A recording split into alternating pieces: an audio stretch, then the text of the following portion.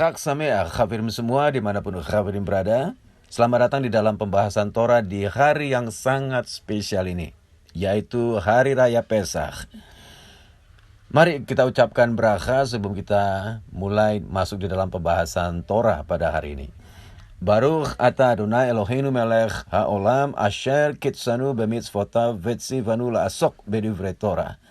Diberkatilah engkau Adonai Elohim kami, Raja alam semesta, yang telah menguduskan kami dengan perintah-perintahnya, dan yang telah memerintahkan kami untuk menempatkan diri kami di dalam setiap perkataan Torah. Di dalam merit dari Mesias kita Yesua, mari sama-sama kita katakan amin. Ya, baik Hafirim. Sahabat ini adalah sahabat spesial, karena sahabat ini kita jatuh pas berbarengan dengan Hari Raya Pesach. Dan tadi malam kita sudah melakukan tradisi yang biasa dilakukan ketika orang Israel memasuki perayaan Pesach, yaitu melaksanakan Seder Pesach. Seder Pesach itu waktu yang sangat penting buat bangsa Israel. Karena apa, Hafirim? Karena di Seder Pesach itu mereka menceritakan kembali semua peristiwa ketika nenek moyang mereka, ketika pendahulu-pendahulu mereka mengalami masa-masa sulit ketika mereka ada di Mesir, dan bagaimana Hashem dengan mujizatnya membawa keluar bangsa Israel dari tanah Mesir dengan tangan yang kuat, dengan lengan yang teracung, dengan tulah yang Hashem berikan khusus kepada mereka pada masa itu. Dan itu merupakan kisah yang harus mereka ceritakan, seperti mitzvah, ada seperti perintah untuk mereka menceritakan kembali seluruh peristiwa bersejarah di Mesir ketika Hashem membawa mereka keluar dari Mesir. Makanya di Seder Pesach kita tidak menggunakan sidur, tapi kita menggunakan Haggadah. Haggadah itu berarti kita menceritakan kembali. Nah, lalu kan pertanyaannya, apa hubungannya kita yang bukan orang Yahudi, kita juga menjalankan Seder Pesach? Ya, sebagai orang-orang yang dicangkokkan kepada rumah Yaakov, kita juga harus memahami sejarah ini. Kita harus memahami tentang Yetziat Misraim. Karena Misraim itu gambaran dari seluruh exile yang Hashem berikan kepada Bani Israel sampai hari ini. Peristiwa Yetziat Misraim, bagaimana Hashem membawa mereka keluar dari Misraim, itu juga gambaran di Aharit Hayamim, ketika nanti Hashem juga menebus mereka dan menjadikan mereka umat kesayangan Hashem. Yang kita tahu gambaran dari 4 cawan anggur. 4 cawan anggur menggambarkan 4 penebusan yang Hashem adakan, Hashem lakukan secara khusus, signifikan hanya kepada Bani Israel. Dan bukan hanya Bani Israel, kita tahu bahwa ketika Bani Israel keluar dari Misraim, ada bangsa-bangsa yang disebut Eref Rav yang juga ikut keluar. Jadi Eref Rav juga mengalami kebesaran tangan Hashem seperti yang juga dialami oleh Bani Israel. Mereka juga mengalami 4 gambaran dari 4 cawan. Ketika Hasem melakukan penebusan kepada Bani Israel. Menebus mereka, mengeluarkan mereka, membawa mereka, dan menjadikan mereka umat kesayangannya Hasem, umat pilihannya Hasem. Nah, pada Shabbat Syiur Shel Pesach sore hari ini, Hafirim, kita akan melihat lagi sedikit hal-hal yang berhubungan dengan Pesach. Dan saya berikan judul Syurim kita pada sore hari ini, siapkah engkau keluar sekarang?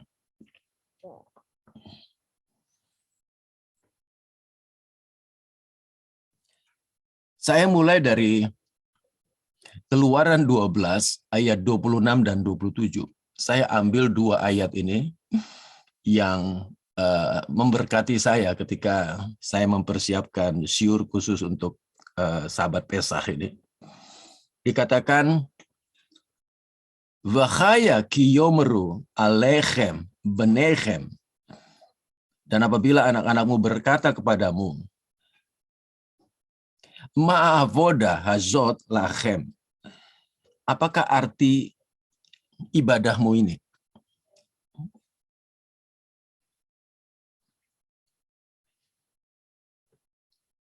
Ayat 27, Va'amarta zevach pesach hula asem. Maka haruslah kamu berkata, itulah korban Pesach bagi Hasem. Dikatakan zevach pesach hu la Hasem. Asher pasach al batei benei Israel. Itulah korban Pesach bagi Hasem yang melewati rumah orang-orang Israel di Mesir. Ketika ia menulahi orang Mesir. Tetapi menyelamatkan rumah-rumah kita. Lalu berlututlah bangsa itu dan sujud menyembah. Ini ayat yang rindu saya diskusikan, saya bahas dengan Hafirim semua pada Sabat petang ini. Hafirim, kenapa bangsa Israel kenapa bangsa Israel diperintahkan untuk menceritakan kembali Yetziat Misraim ini? Kejadian ketika Hasem membawa mereka keluar dari Mesir. Saya cuma ambil 1 poin di sini, Hafirim. Dari sekian poin saya ambil 1 untuk membangkitkan gairah di dalam diri Israel tentang Geulah. Kenapa?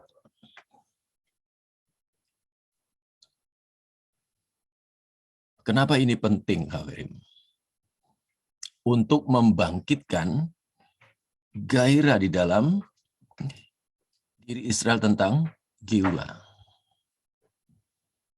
Kenapa? Karena begini, fakta bahwa Israel masih berada di Galut. Sampai hari ini, Israel itu masih ada di exile, masih ada di pengasingan, masih ada di diaspora.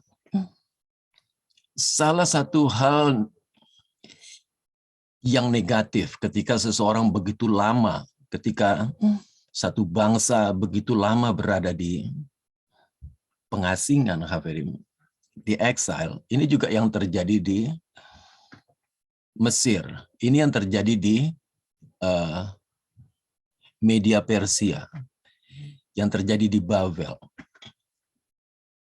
Ketika mereka cukup lama ada di sana, lalu mereka sudah berasimilasi dengan bangsa setempat di mana mereka tinggal. Akhirnya, mereka menjadi bagian dari tempat itu. Dan mereka sudah tidak lagi berpikir untuk keluar dari sana. Mereka tidak tidak punya hasrat, tidak punya passion untuk ingin keluar dari sana. Dengan menceritakan kembali peristiwa keluarnya mereka dari Mesir, ini membangkitkan kembali atau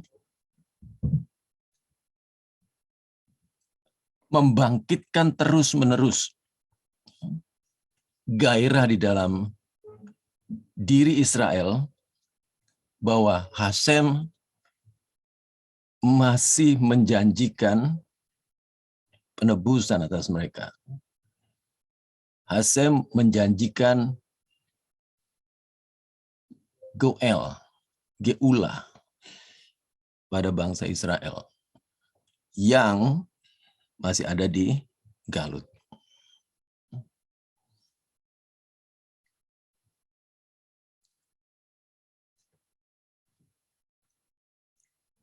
Nah, ketika mereka berada di Galut, Pak Berim, di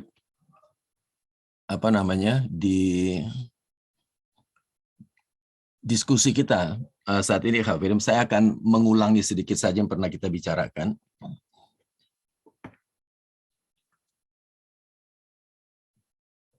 Ketika mereka ada di Mesir, kita balik lagi ke Mesir, maka ada beberapa hal yang akan kita lihat di sini, Kak Ferim. Apa hal-hal penting ketika mereka ada di Mesir? Apa hal-hal penting untuk membangkitkan gairah mereka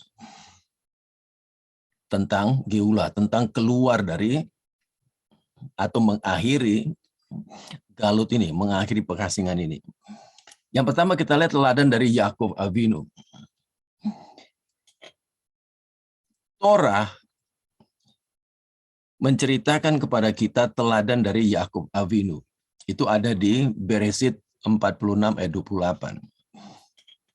Yang dikatakan Va'ed Yehuda shalach levanav et Yosef lechorot levanav gosna vayavo'u arza Gosen. Yakov menyuruh Yehuda berjalan lebih dahulu mendapatkan Yosef, supaya Yosef datang ke Gosen menemui ayahnya. Sementara itu, sampailah mereka ke tanah Gosen. Ini teladan dari Yakov Avinu. Ketika Yakov Avinu turun ke Mesir untuk mendapati Yosef yang faktanya sudah menjadi penguasa di Mesir. Yosef, sekalipun dia penguasa di sana, dan Yakov tentu saja ayah dari seorang penguasa Mesir.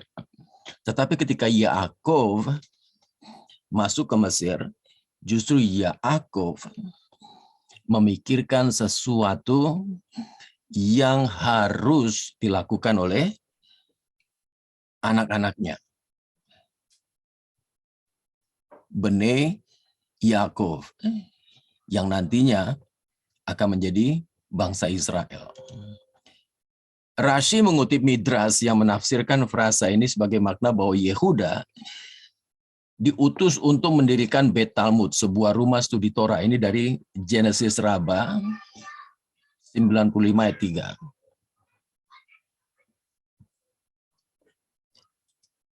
Ini adalah prioritas Yakov Avinu. Bisa dibilang saat dia melakukan transisi dari Eretz Israel ke Mesir.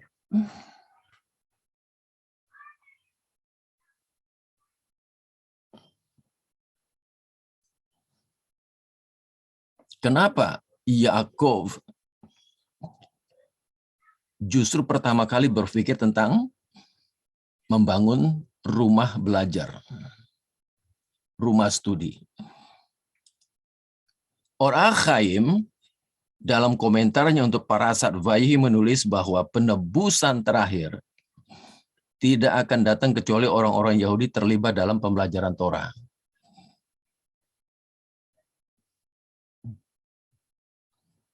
Pembelajaran Torah adalah prasyarat dasar untuk penebusan Israel.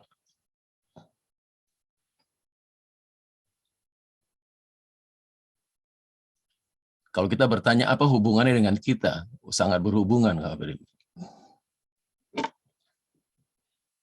Yang pertama, kalau Israel tidak ditebus, kita juga tidak akan menerima salvation kita. Kita, istilah begini, bangsa-bangsa non-Yahudi itu sangat bergantung dengan penebusan orang-orang Yahudi. Itu yang paling kuat yang harus menjadi passionnya kita. Kalau kita tahu bahwa kita tidak bisa gini, kalau kita sedang menunggu giliran untuk masuk ke sebuah ruangan, dan kita tahu kita tidak bisa masuk sebelum orang di depan kita masuk, maka kita harus pastikan bahwa orang di depan kita masuk. Supaya kita yang akan masuk setelah dia, baru kita bisa masuk. Itu gambaran paling simpelnya. Kalau di luar ada terjadi sesuatu yang mengerikan, sesuatu yang membahayakan, dan kita harus masuk ke dalam ruangan yang akan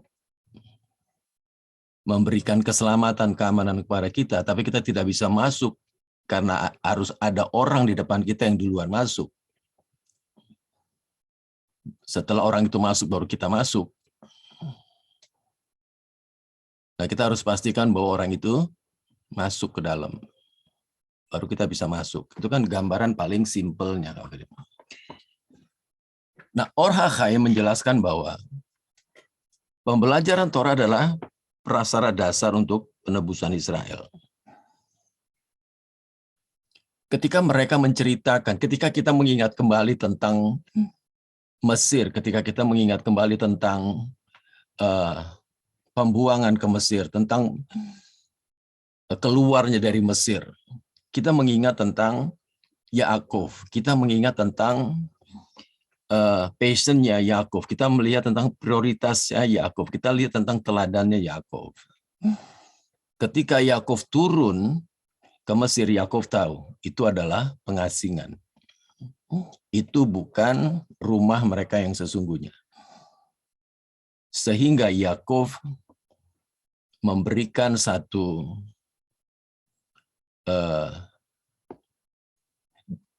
syarat, satu prasyarat supaya anak-anaknya satu saat akan keluar dari Mesir. Dia harus membuat rumah belajar Torah. Karena hanya dengan begitu mereka akan bisa keluar dari Mesir. Walaupun kita tahu, Kafirim, tidak semuanya pada akhirnya akan keluar dari Mesir. Tetapi mereka keluar dari Mesir. Nah, setiap Kabalat Sabat, kita selalu melantunkan Ahavat Olam. Di dalam kata-kata Ahavat Olam ada Torah, Umitzvot, Hukim, Umispatim. Ini adalah Torah yang dipelajari oleh Bani Israel. Ketika Yaakov memerintahkan Yehuda untuk membangun Bet Talmud, mereka belajar di sana, Hafirim. Mereka belajar Torah. Mereka belajar melakukan mitzvot. Mereka belajar hukim. Mereka belajar umispatim.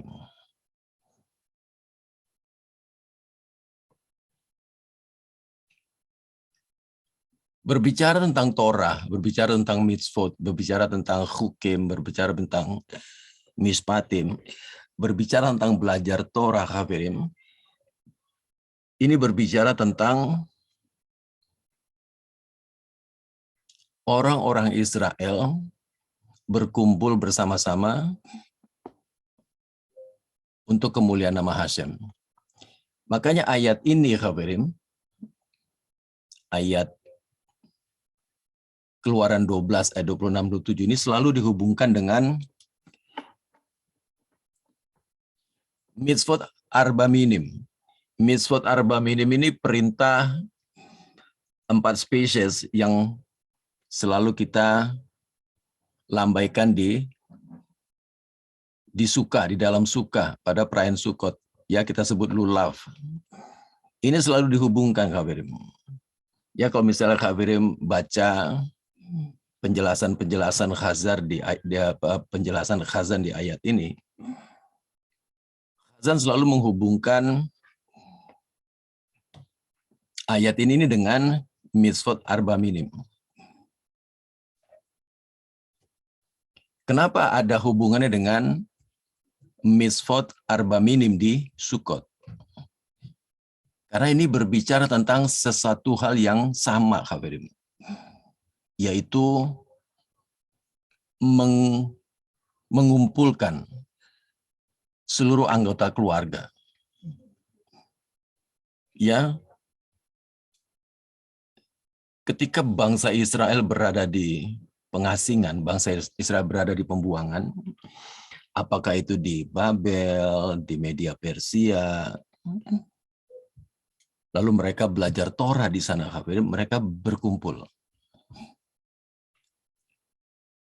Ketika Anse Knesset Hagedolah, mereka membangun sinagog, mereka membangun Bet Tefillah, mereka membangun Bet Midrash. Di sanalah orang-orang Israel, orang-orang Yahudi berkumpul. Mengumpulkan keluarga, mengumpulkan orang-orang Yahudi itu sesuatu yang sangat penting. Makanya ini dihubungkan dengan Sukot.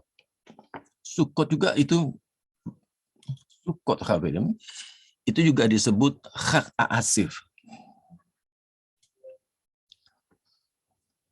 Hari atau Feast of Ingathering. Hari raya pengumpulan.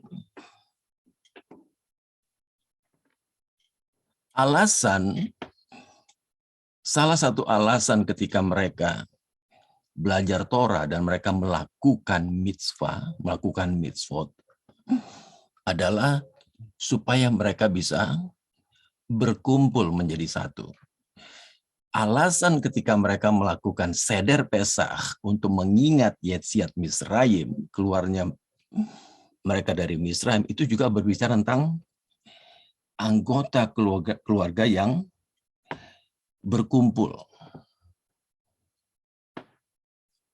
Ketika Bani Israel berkumpul satu hati di hadapan Hashem, itu sesuatu yang sangat penting. Karena dari situlah, dari kesatian itulah, kesehatian ketika mereka belajar Torah dan melakukan mitzvah,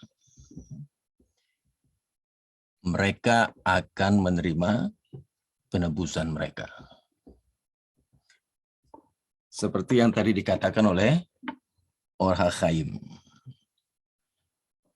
Penebusan terakhir tidak akan datang kecuali orang-orang Yahudi terlibat dalam pembelajaran Torah. Terlibat. Mereka berkumpul, mereka berbicara, mereka melakukan mitzvah.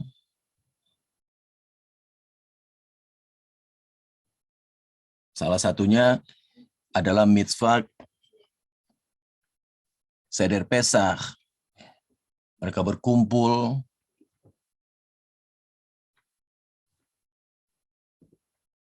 Nah, itu menjadi bagian ketika mereka bisa diselamatkan oleh Hashem. Faktanya, Khabarim, ya, ini fakta. Faktanya, memang tidak mudah bagi orang-orang Yahudi itu untuk berkumpul, Kafirim. Berkumpul secara sehati semua ya, Kafirim. Karena apa? Sepanjang saya membaca pengajaran-pengajaran disampaikan oleh rabi-rabi, Kafirim, salah satu hal yang masih menjadi kendala bagi mereka hari ini adalah berkumpul menjadi satu. Itu menjadi sesuatu yang sulit buat mereka.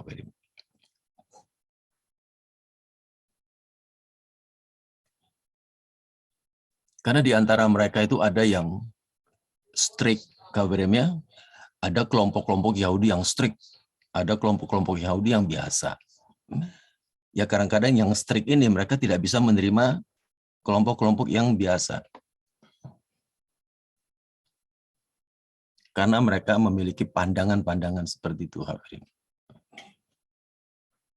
Nah, jadi, Hafirim, ini berbicara tentang sesuatu yang harus mereka lakukan supaya mereka bisa mengalami penebusan, yaitu berkumpul sehati, mengumpulkan Bani Israel. Ketika mereka sehati, mereka ditebus. Contoh, Hafirim, di Mesir, kita lihat yang keluar dari Mesir enggak semuanya. Ya, tetapi ketika ada mereka yang sehati, mereka yang berkumpul,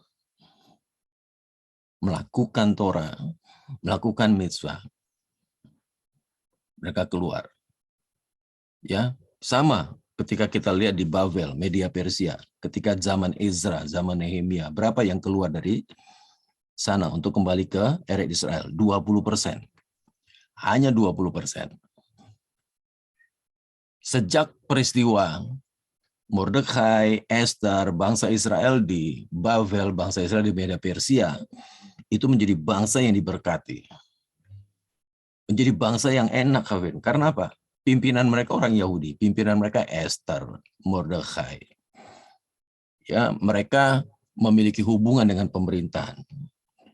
Mereka menjadi orang-orang yang ada di pemerintahan. Mereka juga menjadi orang-orang yang ada di bisnis. Sektor bisnis dikuasai oleh mereka. Ya, tetapi lihat, cuma 20% yang pulang ke Eretz Israel.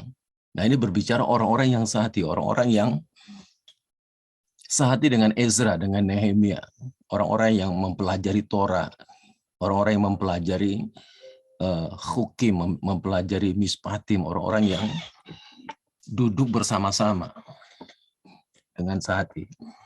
Dan mereka mengerti, mereka pulang, membangun tembok Yerusalem, membangun Beth Hamikdash, dan mereka juga melanjutkan apa yang sudah mereka bangun di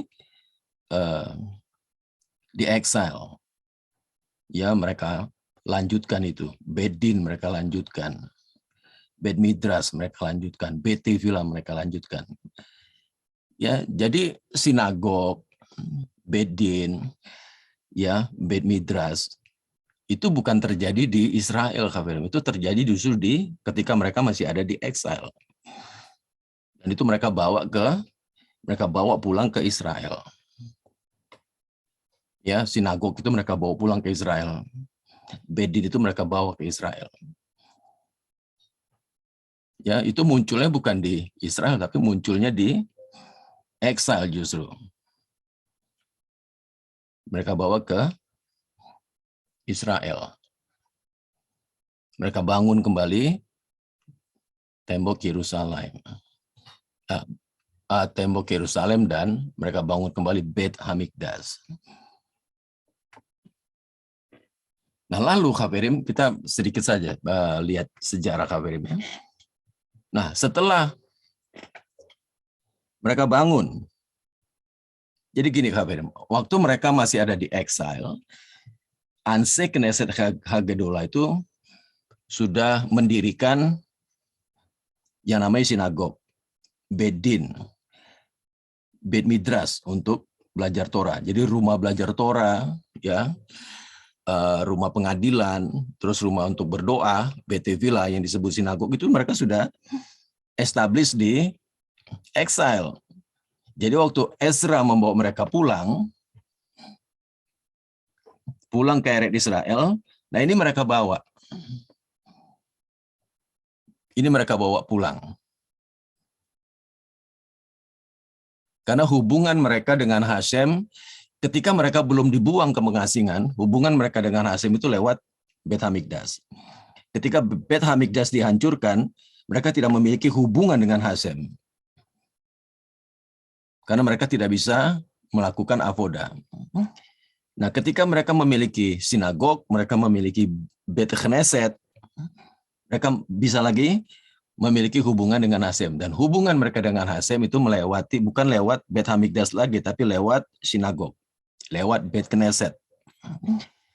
Ya, jadi selama di exile, ya, basic dari Judaism itu berganti dari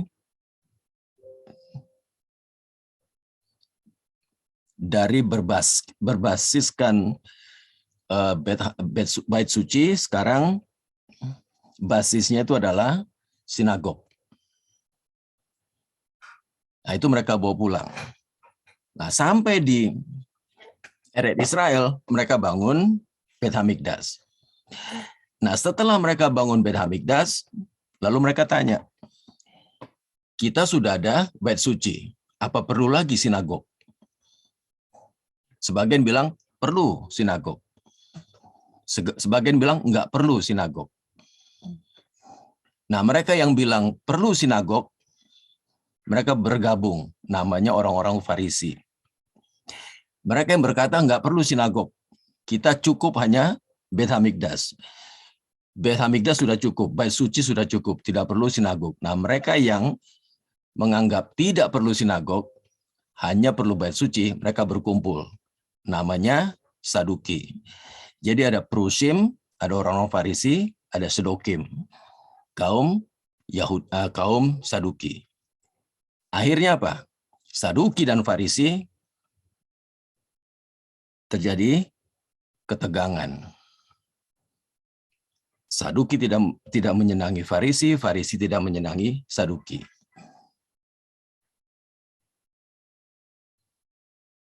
Peperangan mereka, pertikaian mereka berlangsung sampai zaman Mesias, sampai zaman Yeshua Rabbeinu. Itu yang kembali menghambat penebusan mereka. Geulah mereka tidak tercapai. Makanya ayat ini berhubungan dengan mitzvot arba minim. Ini semua berbicara tentang bagaimana mereka berkumpul sebagai keluarga. Ya, seder Pesah itu juga bagaimana mengumpulkan keluarga. Sukot, bagaimana mengumpulkan keluarga di dalam suka. Semua hari raya berbicara tentang berkumpul, keluarga berkumpul. Ya, kalau Khabarim baca sejarahnya Khabarim, ya, itu berlanjut sampai hari ini. Ya, kebencian Farisi terhadap Saduki, kebencian Saduki terhadap Farisi, itu yang menghambat penebusan mereka sampai hari ini. Nah, makanya Khabarim, di Seder Pesah ini mereka menceritakan kembali. Supaya apa? Membangkitkan gairah mereka untuk penebusan.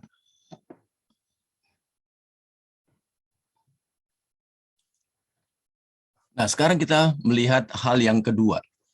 Darah dan ketaatan. Ini juga cukup penting, Khabarim.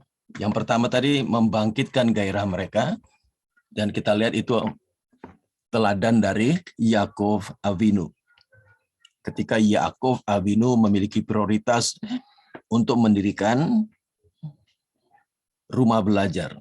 Di rumah belajar itulah bangsa Israel bisa berkumpul bersama-sama untuk sesuatu yang baik, yaitu belajar Torah dan melakukan mitzvot yang akan mempercepat penebusan mereka. Dan hal yang berikutnya kita lihat darah dan ketaatan. Keluaran 12 ayat 13 dikatakan v'chaya hadam lachem leot al habatim asher atem sham v'raiti et hadam ufasakti alechem. Dan darah itu menjadi tanda bagimu apabila rumah-rumah di mana kamu tinggal. Apabila aku melihat darah itu, maka aku akan lewat daripada kamu. Jadi tidak akan ada tulah kemusnahan di tengah-tengah kamu apabila aku menghukum tanah Mesir. Veraiti et hadam. Apabila aku melihat darah itu. Rasi mengatakan begini. Tentunya Hasem sudah tahu. Ya, apakah Hasem perlu melihat darah telah dioleskan di tiang pintu? Tetapi artinya adalah Hasem berkata, aku akan mengarahkan pandanganku, perhatianku untuk memperhatikan fakta. Jadi darah itu, Haverim, Hasem bukan cuma melihat darahnya, tapi yang Hasem lihat begini.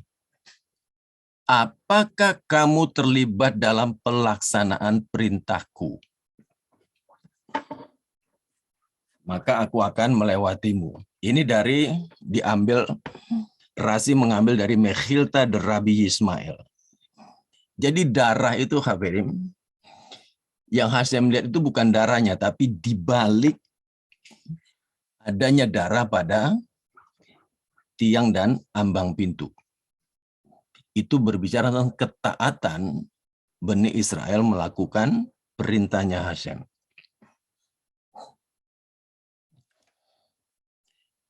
Iskuni menjelaskan begini, V'chaya hadam lachem leot. Darah pada tiang pintumu ada berfungsi sebagai tanda atas namamu. Itu menandakan bahwa engkau menaati perintah Hasem.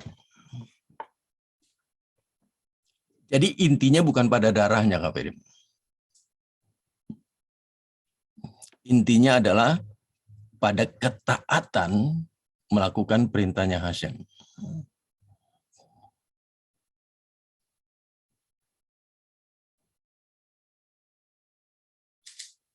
Kalau tidak ada orang yang mau melakukannya, pertanyaan begini, ada nggak darah di tiang pintu? Kalau orang bilang begini, kamu aja yang bikin, saya males lah, kamu aja yang bikin. Udah kamu aja. Kalau tidak ada yang taat, pertanyaan begini, Kak Firim, ada nggak darahnya di pintu? Nggak ada. Dan kita tahu, Kak Firim, kalau kita masuk di Seder Pesach, ini kan biasanya ceritanya rame, Kak Firim, ya. Kalau orang Israel bikin Seder Pesach itu lama, bisa 5-6 jam. Kenapa? Mereka ceritanya itu detail. Mereka yang memiliki Torahnya, mereka yang memiliki sejarahnya, mereka yang memiliki semua ceritanya. Jadi anak-anak kecil di Seder Pesach itu mereka tuh dengar cerita itu detail, Kak Firim. Wah, bangsa Israel itu menderita. Seperti apa sih menderitanya? Mereka cerita, Kak Firim. Menderitanya itu begini detail. Makanya Seder Pesach itu lama. Detail mereka cerita. Mereka tuh begini. Pria tuh begini, yang wanita begini. Bagaimana mereka tuh dibunuh. Ya, anak-anak dibuang ke Sungai Nil. Itu mereka cerita detail, Kak Firim. Bahkan ketika mereka mau memoleskan darah aja, Kak Firim, itu bukan sesuatu yang mudah. Bukan sesuatu yang gampang loh, Kak Firim. Mereka harus menyembelih istilahnya sesembahannya orang Mesir. Mereka sembelih itu di muka umum, lalu darahnya itu mereka oleskan ke tiang pintu rumah mereka. Lalu orang-orang Mesir tanya sama mereka, kamu bikin apa? Lalu mereka ceritakan. Mereka ceritakan bahwa kami diperintahkan Hashem mengolesi darah ini. Karena Hashem mau melewati tanah Mesir. Rumah yang tidak diolesi dengan darah, anak-anak sulungnya mati. Nah, anak-anak sulung Mesir ribut. Mereka teriak sama ayah mereka. Kenapa orang Mesir nggak disuruh keluar aja? Kenapa kami harus mati? Terjadi peperangan. Anak-anak sulung berontak melawan orang tua mereka, melawan Firaun. Terjadi perang, Pak Perim. Terjadi bunuh-bunuhan. Bukan sesuatu yang mudah, bukan sesuatu yang gampang. Makanya ketika perintah ini disampaikan, kamu aja deh. Kamu bikin ya? Enggak, kamu aja. Kamu aja. Bukan sesuatu yang mudah loh, Kak Perim. Makanya kenapa dikatakan darah pada tiang pintu itu akan berfungsi sebagai tanda atas namamu. Itu menandakan bahwa engkau menaati perintah Hashem. Ya, jadi bukan sesuatu yang happy-happy loh, Kak Ferim. Wah, senang-senang sambil ketawa. Yuk kita potong domba, potong kambing. Darah kita poles. Sambil nyanyi-nyanyi haleluya 12 kali. Ya, kita umat pemenang, kita umat pilihan. Bukan begitu kan, bukan senang-senang. Itu sesuatu yang resiko, Kavim. Beresiko. Kamu aja. Nah, kalau tidak ada orang yang mau melakukannya, nggak ada darah pada tiang. Yang mereka potong bukan domba mereka, bukan kambing mereka, tapi domba kambing orang Mesir. Mereka minta sama orang Mesir, dan mereka potong. Makanya kan ditanya, buat apa kamu potong? Buat begini-begini. Risikonya besar.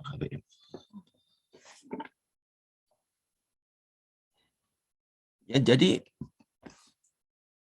melakukan avodah, melakukan mitzvah, belajar Torah, melakukan Torah itu juga bukan sesuatu yang tidak selama itu sesuatu yang mudah.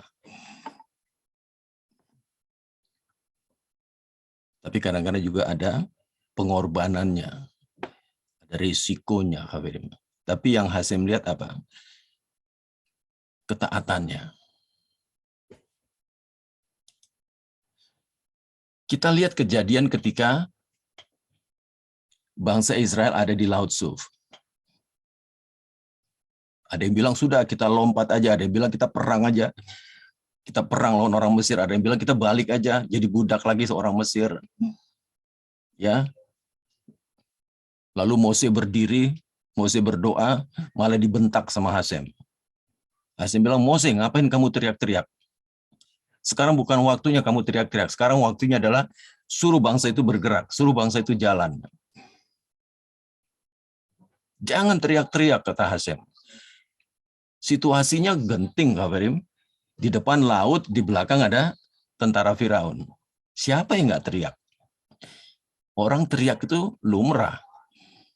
Karena apa? Itu menyangkut nyawa mereka. Ya, karena yang datang itu tentara, Kak Ferim. Dengan kereta perang. Apa yang teriak-teriak? Ya, dikatakan setiap suku tidak mau menjadi yang pertama masuk ke laut. Kemudian melompatlah Nahason ben Aminadav dan turun lebih dulu ke laut, dan mereka semua mengikutinya. Lalu begini, mengapa dikatakan orang Israel masuk ke tengah laut di tanah yang kering? Jika mereka masuk ke laut, lalu mengapa dikatakan di tanah yang kering? Dan jika mereka berjalan di tanah yang kering, lalu mengapa dikatakan bahwa mereka masuk ke tengah laut? Nah, itu ayatnya mengatakan begitu. Lalu masuklah bangsa Israel ke tengah laut dan mereka berjalan di tanah yang kering. Apa maksudnya? Masuk ke laut tapi kering. Ya. Nah, Talmud Sota Midras Rabbah menjelaskan begini. Ini untuk mengajarkan bahwa laut terbelah hanya setelah Israel melangkah ke dalamnya dan air mencapai hidung mereka, baru kemudian airnya terbelah menjadi kering. Saya percaya Khabirum sudah tahu cerita yang disampaikan Talmud Sota ini. Tapi yang saya mau sampaikan adalah kalau Nahason tidak turun, Khabirum,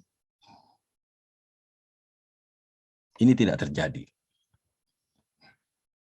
Ini berbicara tentang ketaatan seseorang yang mengorbankan jiwanya. Hashem bilang sama Mose, jangan teriak-teriak, suruh bangsa ini jalan. Nggak ada yang mau jalan, Khabirum. Ya, siapa yang mau masuk ke laut coba, Khabirum? Tapi Nahason masuk. Waktu Nahason masuk ke laut, lautnya nggak terbelah, Khabirum, dan orang ikut semua di belakangnya. Ya, 1, 2, 3 akhirnya orang ikut di belakang. Ya, sampai sepinggang airnya belum terbelah. Sampai sedada airnya belum terbelah. Sampai semulut airnya belum terbelah. Ya, ketika mulut dan hidungnya mulai tertutup dengan air, berarti kan udah nggak bisa napas lagi, Khabirum. Karena apa? Hidung sama mulut sudah tertutup, baru airnya terbelah.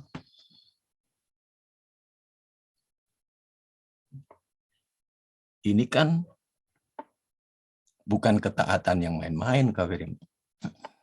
Sama seperti darah tadi. Ya, sampai akhirnya terjadi perang dan lain sebagainya.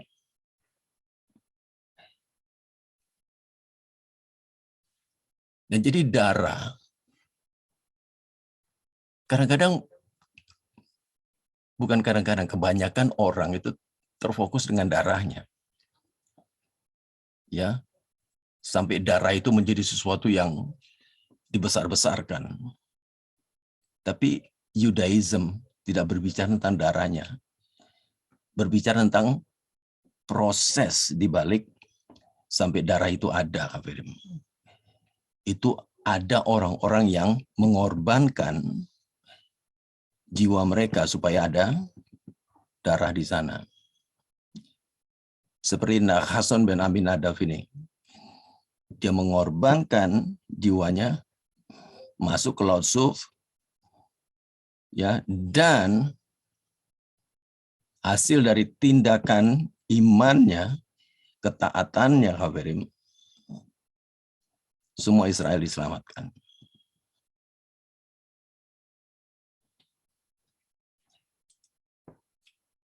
Rabbeinu Bachya dengan tegas menjelaskan begini, bukan darah itu sendiri yang akan mencegah tulah itu. Juga bukan karena tidak adanya darah yang akan menyebabkan tulah menyerang. Jadi lihat, Khabirum, fokusnya bukan pada darah. Bukan pada darah sampai dibesar-besarkan darah itu. Perhatikan yang Rabbeinu Bachya katakan, dia yang memiliki keyakinan penuh kepada Hashem. Dan tidak lagi takut pada Fir'aun dan keputusannya. Dan telah menunjukkan hal ini dengan menyembelih dewa Mesir di depan umum. Dan mengolesi darahnya pada tiang pintunya. Maka ambang pintu telah menunjukkan bahwa dia adalah individu yang saleh dan pantas untuk diselamatkan. Jadi pertanyaannya, kalau ada orang Mesir yang nyumput-nyumput masuk ke dalam rumah orang Yahudi ini, Khabirum, darah itu nggak berfungsi buat dia.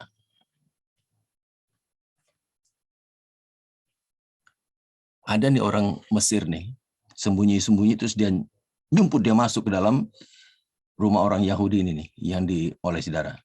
tetap mati dia Hafirin. Karena prosesnya cara kerja bukan seperti itu.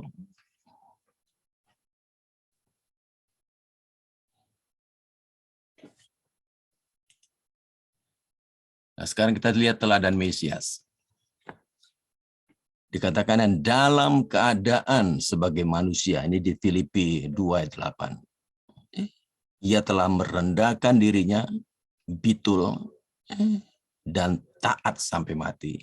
Bahkan sampai mati di kayu salib.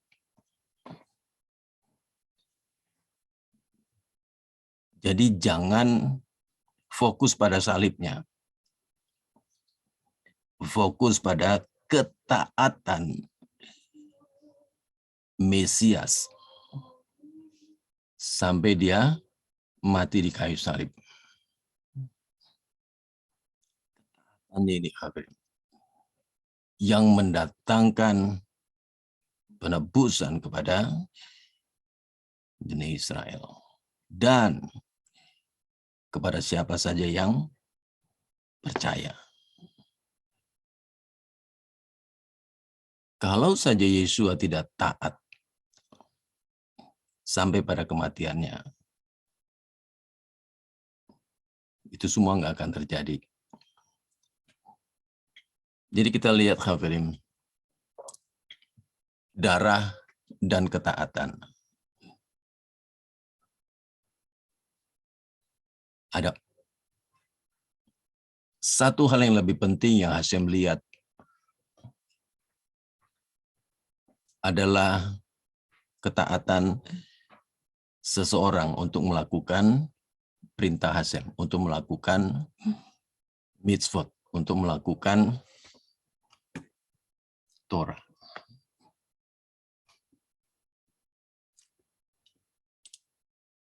Nah, sekarang kita lihat hal berikutnya lagi, Kafirim. Ini juga hal yang lebih menarik. Hal yang sama tapi cukup menarik, Kafirim. Di dalam Bereshit 24, di dalam Kejadian 24, itu cerita tentang Abraham Avinu memerintahkan Eliezer dengan sumpah untuk mengambil seorang istri bagi Ishak.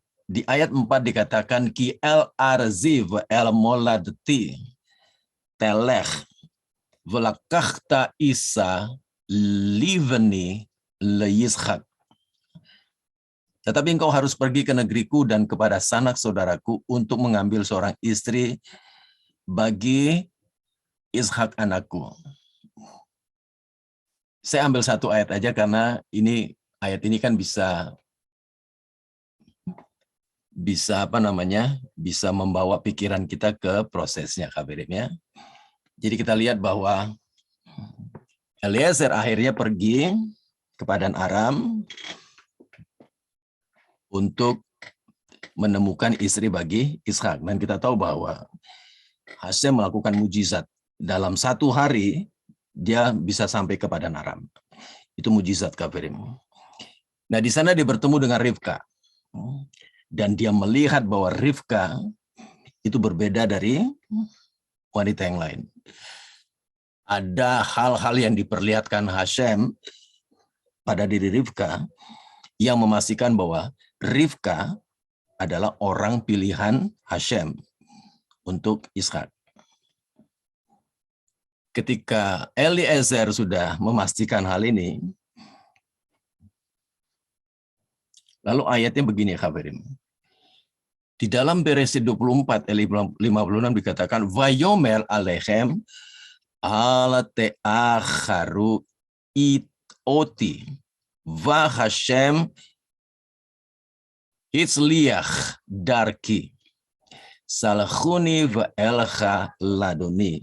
Tetapi jawabnya kepada mereka, janganlah tahan aku, sedang Hashem telah membuat perjalananku berhasil. Lepaskanlah aku supaya aku pulang kepada Tuanku. Kita melihat di sini, Kafirim, ada sesuatu yang menarik. Eliezer, dia tidak menunda-nunda lagi ketika dia tahu bahwa Rivka adalah pilihan Hashem untuk tuannya, untuk Ishak. Dia nggak menunda-nunda. Dia bangun pagi-pagi, dia katakan, jangan tahan aku, karena Hasem sudah membuat perjalananku berhasil, lepaskan aku supaya aku pulang kepada Tuanku, pada Abraham Avinu. Dan yang menarik lagi, Kaberim, di ayat 58, dikatakan, Vayikreu lerivka vayomru eleha hatel chiim haiz haze vatomer elech. Lalu mereka memanggil Rivka dan berkata kepadanya, maukah engkau pergi bersama orang ini? Jawabnya, mau. Ini yang luar biasa juga, Kaberim. Rivka yang faktanya masih anak-anak, Kaberim, masih di bawah umur. Ketika ditanya, maukah engkau pergi bersama dengan pria ini, bersama dengan orang ini? Jawabnya mau. Dia memiliki keselarasan dengan Eliezer. Ketika Eliezer mengetahui bahwa Rivka pilihan Hasem, Eliezer bilang begini, jangan tahan aku, biarkan aku pulang. Karena Hasem sudah membuat perjalananku berhasil, biarkan aku pulang, jangan tahan aku. Laban sama Betuel itu mau tahan mereka. Eliezer bilang, jangan tahan aku. Dan yang menarik, Rivka juga berkata begini, oke, kita tanya sama anak ini, apa dia mau? Begitu ditanya, mau. Nah, kita akan lihat dua ayat ini, Khaberim. Ya, nah lalu Khaberim, selanjutnya Targum Yonatan menjelaskan begini, dan Rivka bangkit, ia dan pelayan perempuannya mengendarai unta dan pergi mengikuti Eliezer, mengikuti pria itu. Dan hamba itu membawa Rivka bersamanya lalu berangkat. Dan sebagaimana perjalanannya dipersingkat pada saat ia berangkat ke Padan Aram, demikian juga perjalanannya dipersingkat saat ia kembali. Dalam 1 hari ia berangkat, dalam 1 hari ia kembali. Ketika Eliezer berangkat dari tunggu, saya lupa.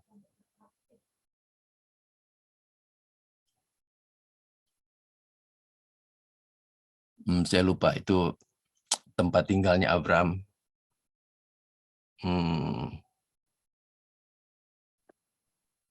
Ur. Bukan. Saya lupa. Ketika Eliezer berangkat dari rumahnya Abraham sampai ke Padan Aram dalam 1 hari, itu mujizat. Dia kembali dari Padan Aram ke rumah Abraham juga dalam 1 hari. Ini terjemahan Targumnya. Ya, Targum itu kan tanah yang ditulis dalam bahasa Aramaik. Segera Hebron, ke Hebron, itu tempat tinggalnya Abraham itu di Hebron. Segera setelah Eliezer memulai perjalanannya, Hasem mengadakan mujizat yang luar biasa untuknya. Itu namanya Kevitzat Haderech. Itu kalau istilah sekarang itu kayak time leaping gitu, ya. Seseorang yang bisa menembus waktu gitu, Kak Berim. Memungkinkan dia melintasi jarak yang sangat jauh dalam waktu singkat, sama seperti kayak Yaakov Avinu ketika ia dari sifatnya Shem, sifatnya Eber, dia pergi ke Padan Aram. Ya, perjalanan yang sama nih, Kak Berim. Ini kan perjalanan Eliezer juga ke Padan Aram. Ketika Yaakov turun juga ke Padan Aram, sama dia ngalamin istilahnya Kevitzat Haderek ini. Eliezer sebagai orang yang bijaksana memahami bahwa Hasem tidak melakukan mujizat secara parsial. Mengetahui bahwa perjalanannya dimulai dengan mujizat lompatan spiritual leaping, dia menyadari bahwa dia akan terus dibimbing oleh keajaiban sampai misinya selesai. pertanyaannya begini Kak Ferim. Sebagai orang yang bijaksana, dari mana Eliezer bisa memahami hal ini? Bagaimana Eliezer bisa mengetahui hal ini? Nah, kita balik lagi Kak Ferim.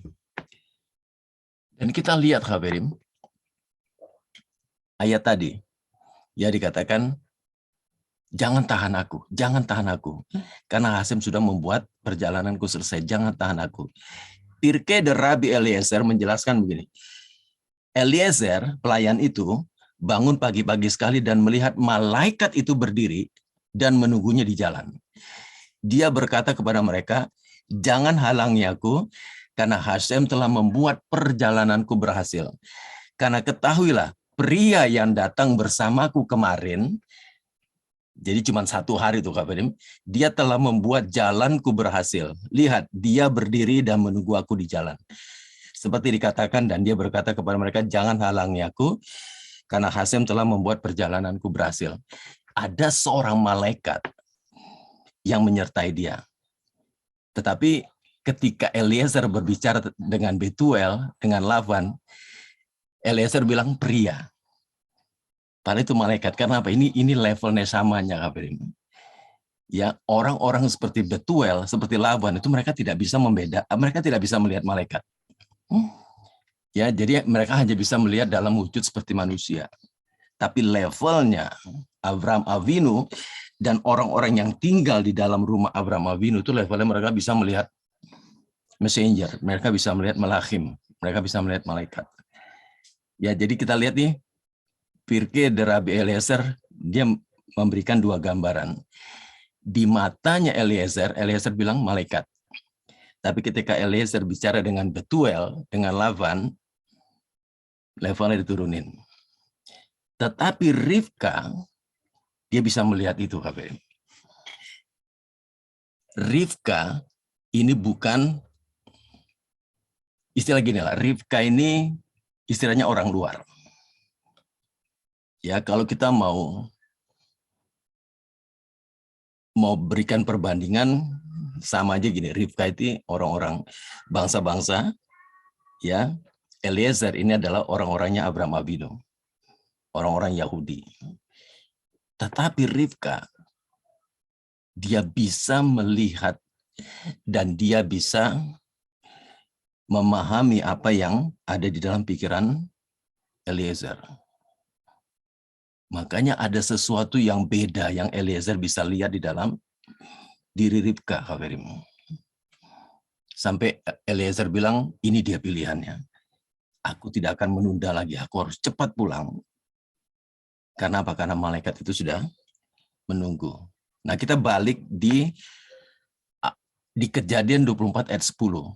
Dikatakan begini, kemudian hamba itu mengambil 10 ekor unta tuannya dan pergi dengan membawa berbagai-bagai barang berharga kepunyaan tuannya. Dikatakan vekol tuf adonav. Berbagai-bagai barang berharga kepunyaan tuannya. Apa ini yang dimaksudkan dengan vekol tuf adonav?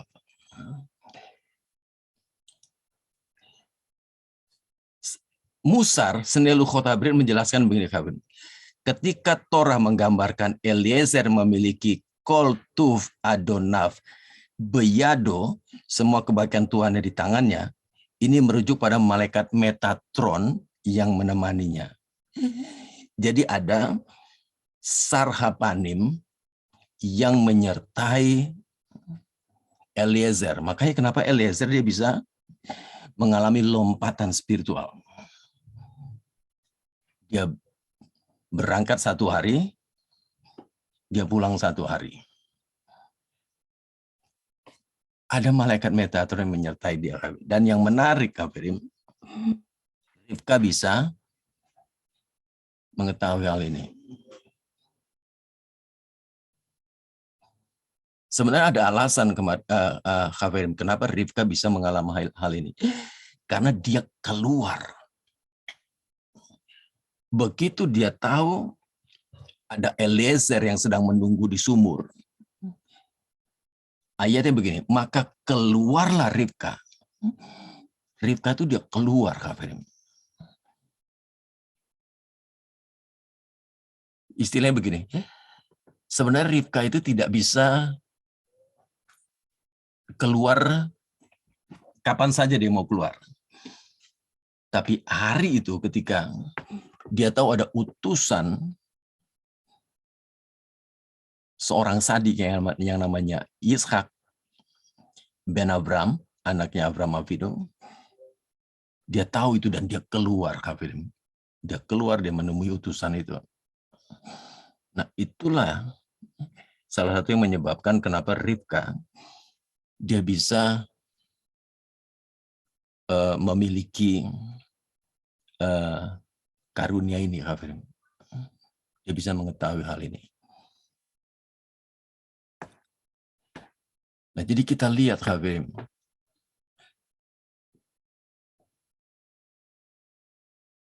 sesuatu yang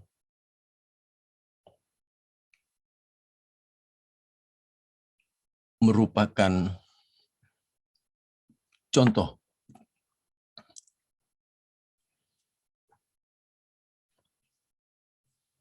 bagi kita yang juga memiliki kerinduan yang sama. Nah, di Beresit 24 ayat 58, kita balik lagi kan, tadi kan ada 2 ayat. Ayat yang satu tadi kita udah jelaskan, sekarang ayat yang satu. Lalu mereka memanggil Ribka dan berkata kepadanya, maukah engkau pergi beserta orang ini? Jawabnya, mau. Torah menulis secara singkat, kafirin. Mau. Maukah engkau pergi bersama orang ini? Bahasa Ibrani itu im haish hazeh. Im haish hazeh, kafirin. Kalau kafirin lihat huruf terakhir dari setiap kata, itu tuh membentuk kata Moshe. Im itu ada mem, haish itu ada shin, hazeh itu ada he. Ya, ini Baal Haturim. Baal Haturim memberikan kepada kita clue, memberikan kita petunjuk yang sangat mengerikan sebenarnya, kafirin. Ya, jadi kalau kita lihat di dalam komentar ini, kafirin, Baal Haturim itu memberikan clue, memberikan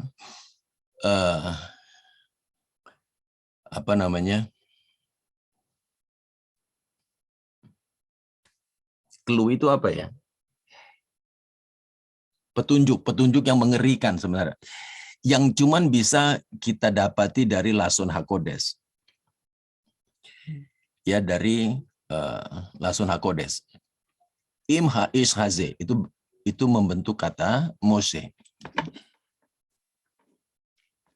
Kata dalam bahasa Ibrani pria ini atau haish hazeh menunjukkan nada negatif dan manipulatif dari Betuel dan Lavan. Mendengar nada ini, yaitu kata haish hazeh, cukup mencurigakan. Mereka menyiratkan bahwa pria ini tidak bisa dipercaya. Jadi ketika dia katakan kepada Ribka, benar kamu mau ikut dia. Itu tuh ada tekanan kepada Ribka bahwa kamu nggak bisa percaya sama pria ini.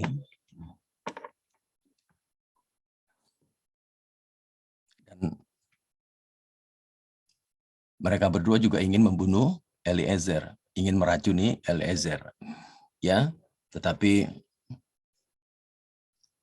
kita lihat tadi ada malaikat yang menyertai, makanannya ditukar, akhirnya Betuel yang keracunan.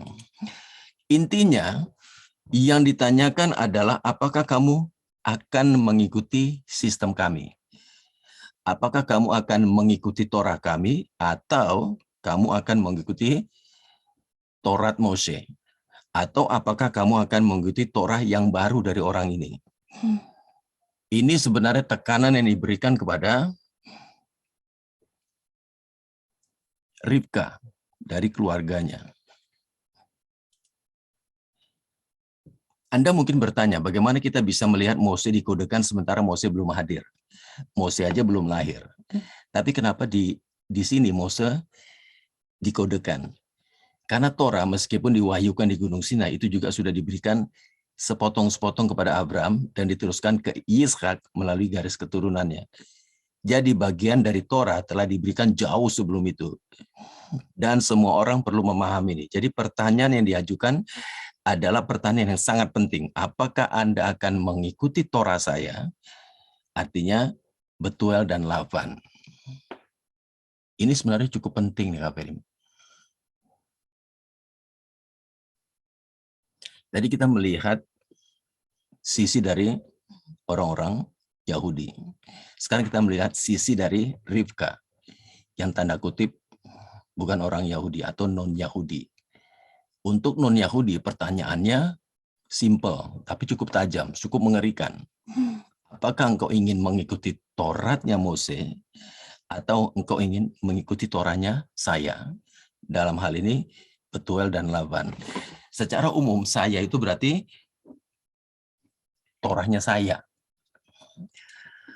Maukah engkau mengikuti Taurat Mose? Ini pertanyaan yang diajukan kepada kita. Karena begini, hanya ada satu Torah, hanya ada satu interpretasi, yaitu Torah yang diberikan kepada Bani Israel. Itu satu-satunya, nggak ada yang lain, Kafirim. Itu Torah yang asli. Torahnya, interpretasinya, itu hanya diberikan kepada Bani Israel. Tidak ada interpretasi yang di luar dari Bani Israel. Jawaban Rivka, saya akan pergi, dapat diartikan sebagai saya akan tunduk pada Tauratnya Yishak. Hari ini terlalu banyak Rivka wannabes ingin datang ke rumah Ishak, tapi hanya untuk mendekorasi ulang dengan ekspresi berantem. Ini saya ambil dari buku Rivka Remnen, ya Kafirim. Orang banyak mau gabung, tapi nggak mau ikutin Torahnya, nggak mau ikutin interpretasinya. Malah ngikutin maunya sendiri. Bikin ibadahnya sendiri.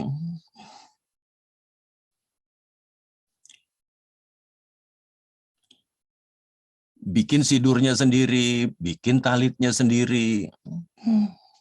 Bikin avodanya sendiri, bikin model-model ibadahnya sendiri. Ini pesan-pesan yang harus kita ulang-ulangi, Kafirim. Ya, saya ingat belum lama More Andre katakan repetisi itu penting karena Hasem berbicara di dalam repetisi. Kadang-kadang kita nggak sadar, Kafirim. Ya, sehingga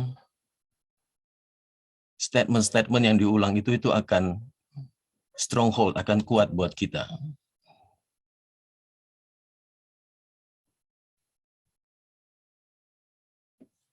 Seperti dikatakan Betuel sama Laban. Kamu benar mau ikut pria ini. Pria ini nggak bisa dipercaya. Kamu benar, kamu ikut rabi. Rabi itu nggak bisa dipercaya, kamu percaya sama rabi-rabi. Itu kan yang juga kita alami, Kak Firim. Ya, bahkan ya kita mesti sadar label kita ini kadang-kadang suka disalahartikan, Kak Firim. Ada orang yang tidak bisa membedakan Messianic Judaism dengan Yahudi Helenisme. Kenapa? Karena mereka memang tidak ingin mengetahuinya, atau mungkin mereka memang tidak ingin mempelajarinya. Tetapi kita lihat di sini bahwa ketika Rivka menjawab saya akan pergi, ketika dia katakan mau, itu adalah keputusan dia untuk tunduk pada Tauratnya Yishak.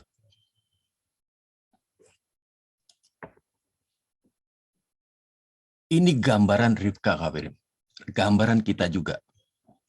She left a defective, unkosher home to marry a righteous man. Yishak. Ini kadang-kadang ada bahasa Inggris yang sengaja nggak diterjemahkan karena lebih tajam di bahasa Inggrisnya, Kak Berim. Dia meninggalkan rumah yang cacat, rumah yang rusak, rumah yang tidak kosher untuk menikahi seorang sadik. Seorang sadik. Kalau berbicara tentang sadik, Kak Berim, ini selalu hubungannya ke Torah. Ya makanya ada kata-kata yang memang nggak tergantikan, Kak Berim. Bicara tentang sadik, bicara tentang sadikim, Kak Berim, itu selalu berhubungan dengan Torah, berhubungan dengan mitzvot. Jadi ada hal-hal yang tidak bisa digantikan. Nah ini gambaran kita, Kak Berim, ketika kita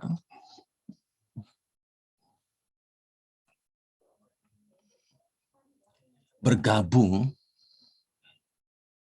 ya tadi kan saya bikin pertanyaan, lalu apa hubungan dengan kita merayakan Pesa? Sebagai orang-orang yang menggabungkan diri kepada rumah Yaakov, kepada rumah Israel. Ini gambarannya juga seperti Ribka, Kak Berim, yang mengatakan aku mau. Maksudnya apa? Dia tunduk kepada Tauratnya Ishak. Dia tunduk kepada aturan yang ada di dalam rumahnya Ishak, yang ada di dalam rumahnya Yaakov. Bukan gini, datang lalu kita dekor ulang. Enggak.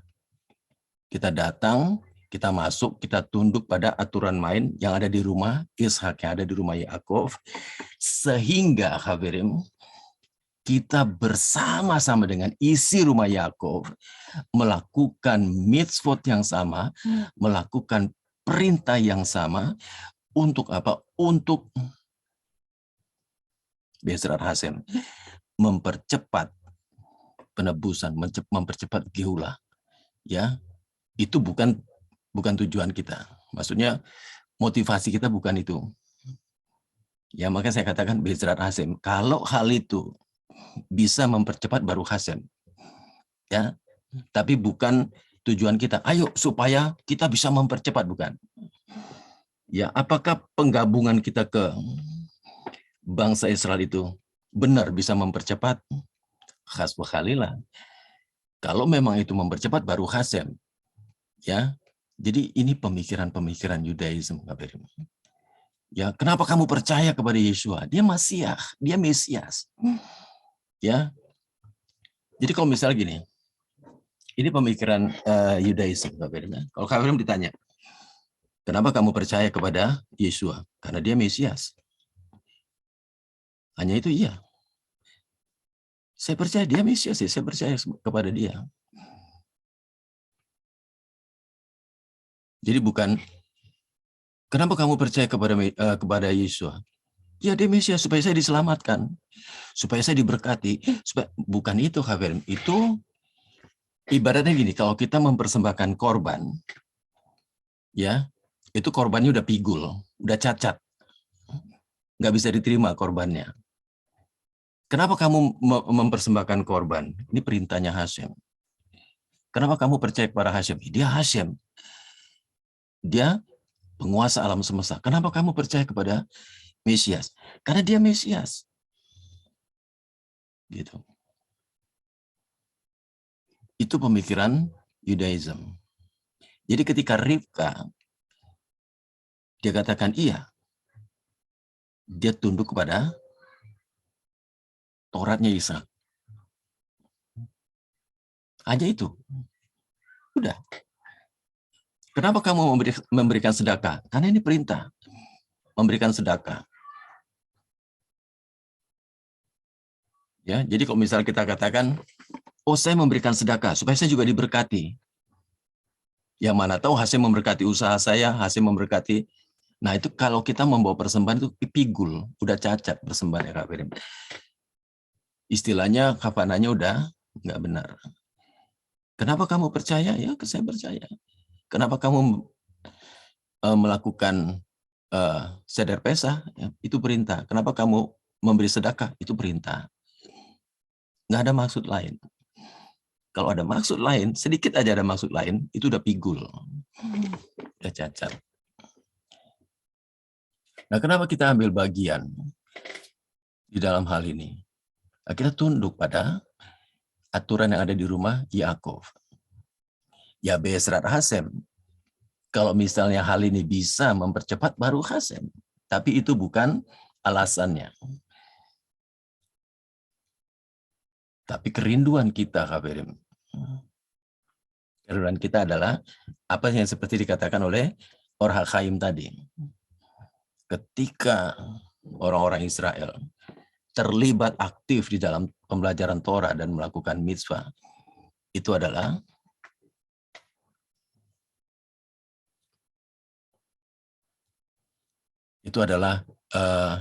hal-hal yang bisa mendatangkan keselamatan, penebusan kepada mereka. Nah, jadi Khafirim, kita lihat Khafirim. Apa yang terjadi jika Rivka mendengarkan ayahnya dan menunda mengikut Eliezer pada hari itu? Dengan kata lain perhatikan Khafirim, apa yang terjadi jika Rivka tidak mengambil keputusan untuk tunduk pada Toratnya Ishak, tapi tunduk pada Torahnya Betuel dan Laban. Ya, dia katakan, oke, saya pikir-pikir dulu deh, saya nggak berangkat sekarang. Ya, walaupun dia nggak mutusan enggak loh, Kabri.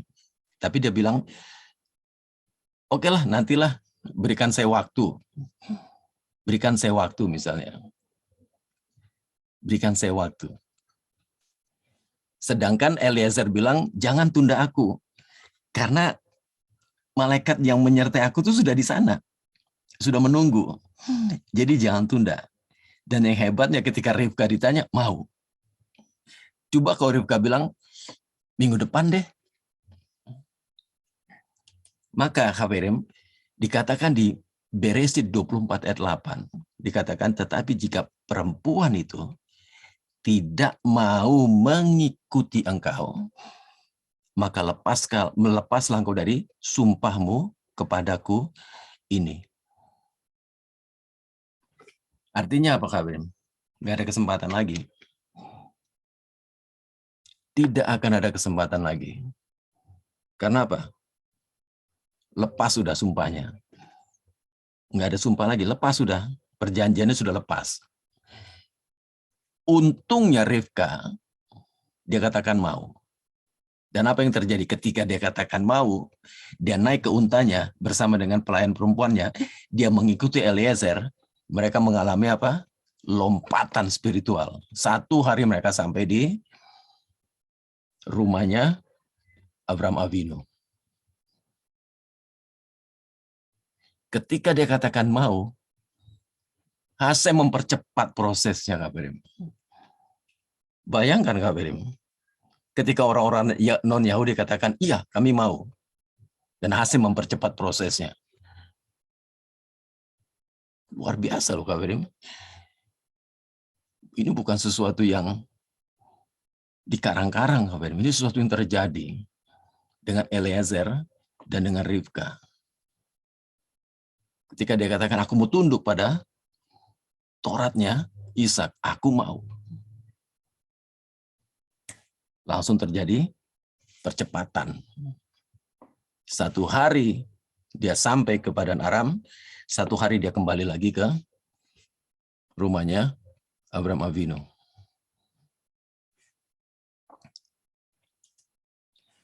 Kisah Eksodus dan kisah Rivka keluar dari Padan Aram menceritakan orang-orang yang memiliki keteguhan hati untuk mengikuti Hasem melalui tindakan emunah mereka, melalui pemahaman yang benar.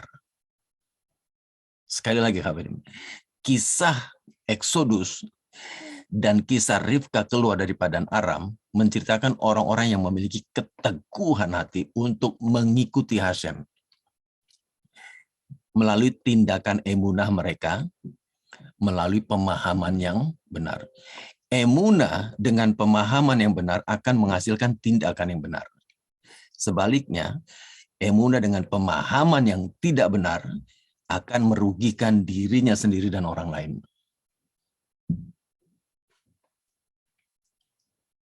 Orang-orang seperti Nahason bin Aminadab, Eliezer, Rivka, dan mereka yang memoles darah pada ambang dan tiang pintu menunjukkan kepada kita mereka yang siap untuk keluar sekarang. Mereka adalah orang-orang yang mampu melihat dan memahami, saya tulis the message, pesan yang memberikan mereka dorongan untuk bertindak tanpa menundanya. Orang-orang seperti Nahason bin Aminadab, ini orang-orang yang bisa melihat dan bisa menangkap message yang Hasem berikan kepada Mose. Hasem bilang, Mose jangan teriak-teriak. Bayangkan kafirim, 600.000 laki-laki, belum perempuan anak-anak. Mose kewalahan kafirim. Mose kewalahan. Mose ulurkan tongkat, laut bilang begini, kamu siapa? Perintahkan saya untuk terbelah. Mose bilang sama Hasem, Hasem, laut nggak mau terbelah. Laut bilang, saya diciptakan duluan, kamu diciptakan terakhir. Kamu mau perintah saya untuk terbelah. Ini cerita rabbinik juga, kafirim. Makanya Mose kewalahan. Ya, Mose kewalahan. Satu sisi laut nggak mau terbelah. Laut bilang, siapa kamu? Saya lebih dahulu diciptakan, kamu terakhir. Kamu mau perintahkan saya terbelah. Nahason, dia bisa melihat dan dia bisa menangkap message dari Hasem. Ketika Hasem bilang, jangan teriak-teriak, dia turun. Dia turun, dia jalan. Dan laut terbelah. Eliezer, orang yang bisa menangkap pesannya, message dari Hasem. Dan itu hanya kita bisa temukan di Lason HaKodesh, dari bahasa Ibrani sendiri. Ketika dia berangkat kafirim, ada satu penjelasan khasan dikatakan bahwa sebenarnya dia tidak membawa harta bendanya Abraham Avinu. Nah, ternyata salah satu clue itu diberikan di sini, kafirim. Harta benda terbaik dari Abraham itu ternyata adalah Metatron sendiri. Dan kita lihat Rivka. Rivka juga dia bisa menangkap pesan itu, kafirim. Dia bisa melihat dan dia bisa menangkap pesan itu. Dan dia katakan, aku mau. Dan orang-orang yang memoles darah itu juga bisa menangkap pesannya Hasem. Bukan situasi yang happy, bukan situasi yang enak, kafirim. Proses memoleskan darah itu bukan situasi enak, dan itu dalam waktu yang singkat, bukan dalam waktu yang berhari-hari. Hanya hitungan jam, kafirim. Mereka harus lakukan itu. Kalau enggak cepat, kafirim, terlambat. Dan ini adalah orang-orang yang bisa melihat dan menangkap pesan dari Hasemaim, yang memberikan mereka dorongan untuk bertindak tanpa menundanya, kafirim. Tanpa ditunda loh. Rivka bilang, aku mau. Nggak perlu tunggu besok, seminggu lagi, nggak perlu. Padahal menurut tradisi, nggak bisa loh, kafirim. Ya, tradisi yang berlaku di Padan Aram, nggak bisa langsung. Tapi dia bisa menangkap message-nya. Nah, di hari Tahayamim, kafirim, di akhir zaman ini, kita harus bisa menangkap pesan mesianik. Karena di akhir zaman ini adalah eranya mesianik. Ini adalah 2000 tahun eranya Mesias. Makanya pesan yang harus bisa kita tangkap di akhir zaman ini adalah pesan mesianik. Bagaimana kita bisa menangkap pesan mesianik? Ya, nah salah satunya kafirim adalah buku-buku yang ditulis oleh rabi kita. Ya, rabi kita menulis beberapa buku. Ya, ada Return of the Kosher Pig, ada Besora According to COVID-19, yang terakhir ada Rivka Remnant. Ini adalah pesan-pesan mesianik, kafirim. Ini yang kita perlu. Karena 2000 tahun terakhir itu adalah 2000 tahun Mesias. itu adalah era Mesias. Jadi kita harus bisa menangkap justru pesan-pesan mesianik, pesan-pesan Mesias. Itu yang harus bisa kita tangkap. Dan Baruch Hashem, Rabi kita memberikan kita clue, memberikan kita pimpinan, tuntunan untuk kita bisa menangkap pesan mesianik di akhir zaman ini. Ya, nah, kiranya apa yang diberikan oleh rabi-rabi kita, juga apa yang kami sampaikan, saya, More Andre, dan yang lainnya, Kak Firman, itu menjadi pesan yang penting buat kita semua di sini, untuk kita bisa menangkap apa sih pesan Mesias di akhir zaman ini, baik bagi orang Yahudi, dan khususnya bagi orang-orang, bagi bangsa-bangsa yang menggabungkan diri mereka kepada rumah Israel, rumah Yakub. Ya, Kak Firman, ini yang dapat saya berikan, kiranya memberkati kita semua, menguatkan, meneguhkan kita semua, dan kiranya nama Hashem semakin dikuduskan, dimuliakan. Baruch Hashem. Mari Hafirim, kita ucapkan bracha setelah belajar Torah.